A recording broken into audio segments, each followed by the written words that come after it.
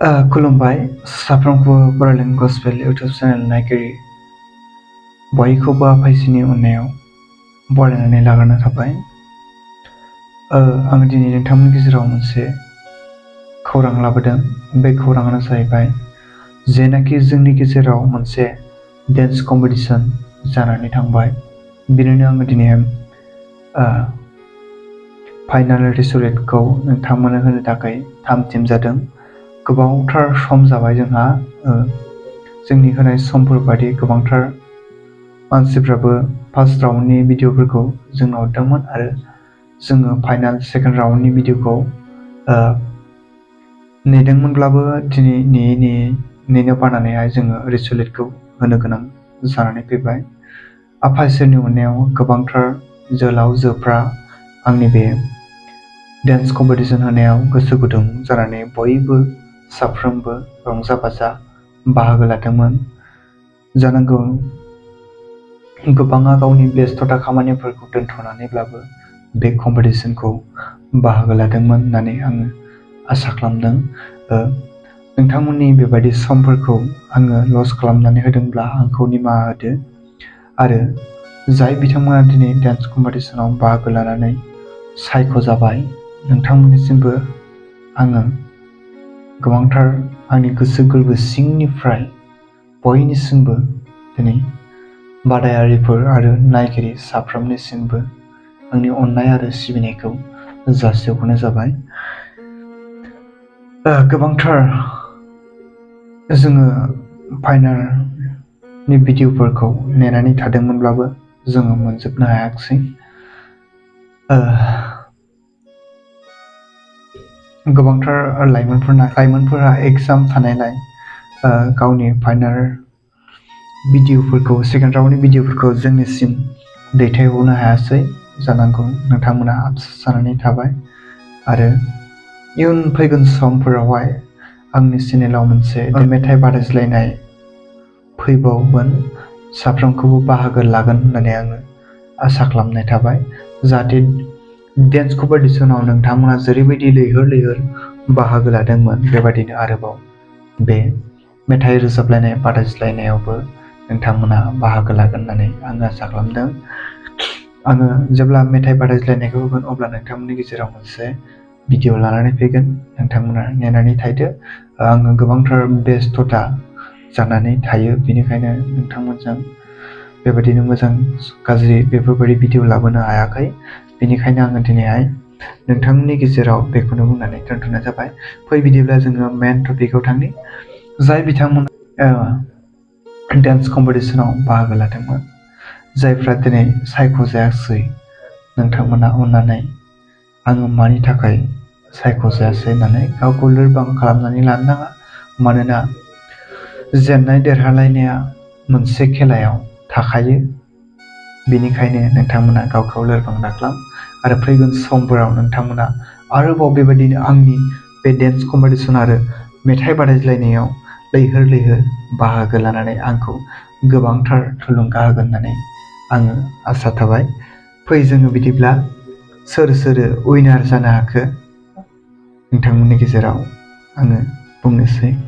बेनो जाहैबाय जोङो फार्स्ट उइनारखौहाय मोननो हादों जाहैबाय फार्स्ट प्राइजखौहाय बिनानाव मिस फामि इस्लारि, 1 नं सेरफांगुरि बेप्टिस्ट चार्च।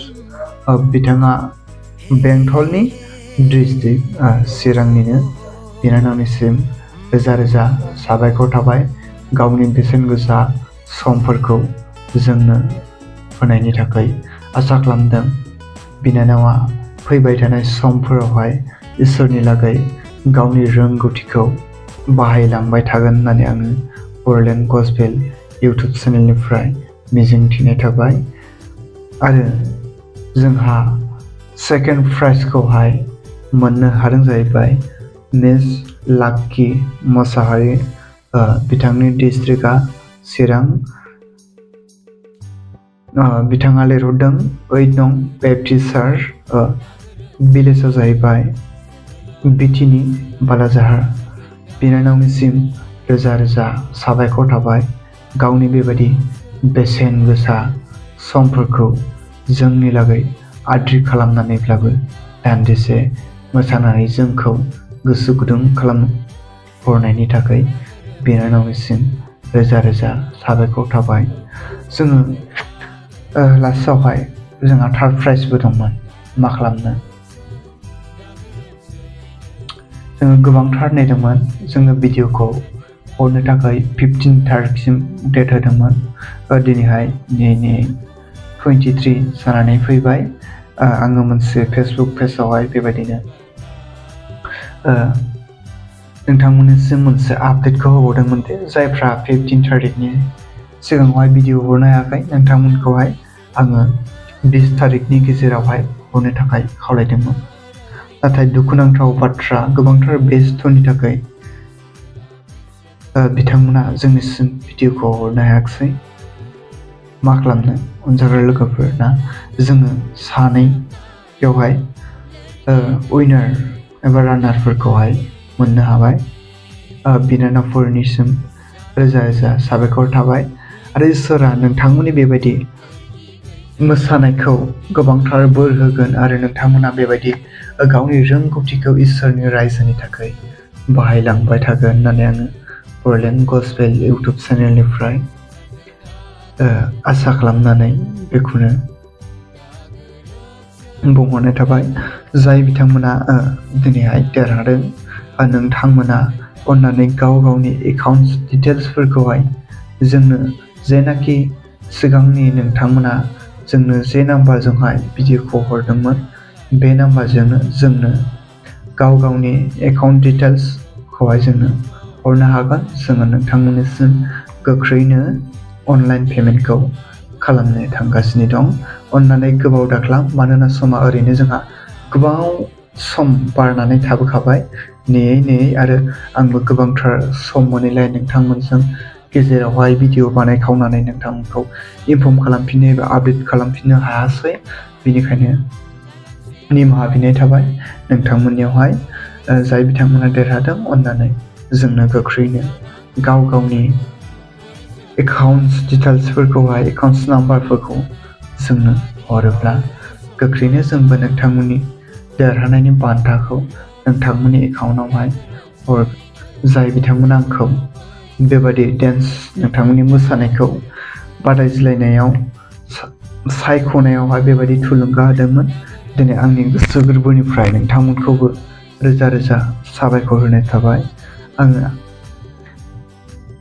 आब' आर्लिं बर', नोंथांखौबो इसोरा गोबांथार बोर होथोंसै नोंनि बेबायदि आंखौ गिदिरथार अननायजों थुलुंगा होनायनि थाखाय आरो गावनि बेसेन गोसा समफोरखौ आंनो दान्दिसे गेजेराव सम होनानै भिडिअ बानायनानै हरनायनि थाखाय आब'निसिमबो रोजा रोजा साबायखर थाबाय। आरो आङो नैथियाव हामबायनो सानदों फंबाय सामुएल बसुमतारी। बिथांनिया मोनसे इउटुब चेनेलबो दङ, जिउनि लामा, जायखौ नोंथांमोना नायो जानांगौ। आङो फंबाय सामुएलखौबो रोजा रोजा साबायखर बावहरनाय थाबाय। गावनि बेबायदि बेसेन गोसा समफोरखौहाय आंनो बेबायदि नोंथांमोननि भिडिअखौ सायख'नायावहाय आंनो सम होनानै बेबायदि आंखौ सापर्ट होनायनि थाखाय फंबाय सामुएलनिसिमबो रोजा रोजा साबायखर थाबाय। आरो जाय बिथाङा आंनो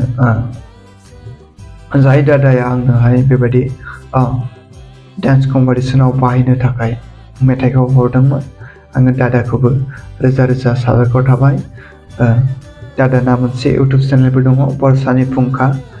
नोंथांमोना भिजिट खालामनानै साबस्क्राइब खालामनानै दादाखौहाय इसोरनि रायजोआव हाबा मावनायाव थुलुंगा होदो। आरो आङो लास्ट जोबथारनायाव बेखौनो बुंबावनो सानदों, नोंथांमोना जाय बिथांमोना दिनै देरहानो हाबाय, नोंथांमोना अन्नानै गाव गावनि एकाउन्ट डिटेलखौ जोंनो गोख्रैनो हरोब्ला जोङो नोंथांमोननि गेजेराव थाबैनो नोंथांनि देरहानायनि बान्थाखौ नोंथांनो हरनाय जागोन। हामबायसै।